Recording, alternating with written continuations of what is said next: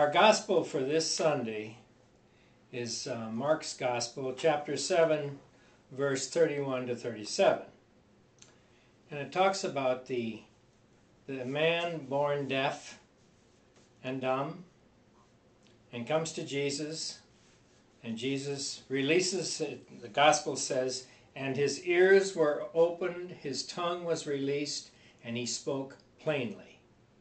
And of course then Jesus charged him, tell no one, which is one of the best ways to get the whole word out, is to tell somebody not to tell anybody, and then everybody will know about it.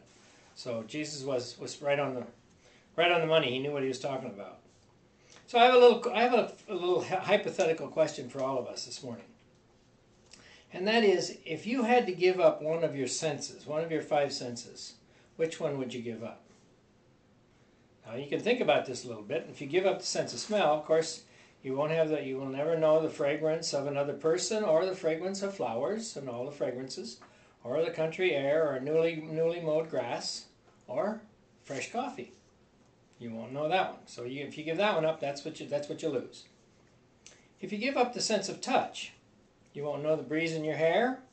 You won't know a hand on your shoulder. You won't know the feel of a hug of another person, because the touch.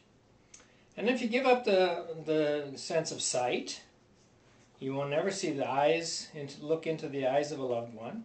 You'll never be able to look at the majesty of the hillsides and the countrysides and all the beauty that surrounds us. And you'll never see a sunset. So that's a couple. And what about the giving up hearing? Well, you'll never hear the laughter of children. And you won't never hear the message of a nice message from a loved one. That'll be absent. So in general, if we give up one of these senses, we're giving up a whole lot. Well, this person was born this way, and you wonder, why would a loving God create somebody that can't hear and can't speak? That's a lot of suffering. But the nice thing about this was there was a happy ending to this suffering. Christ came through. And so we can't really explain what happened, except we know that Christ healed him, and he was no longer in a sense of suffering, but now he had a chance to rejoice and to be good. One of the questions that we might ask ourselves sometimes is, how does an obstacle like this, being born deaf, help us for the good?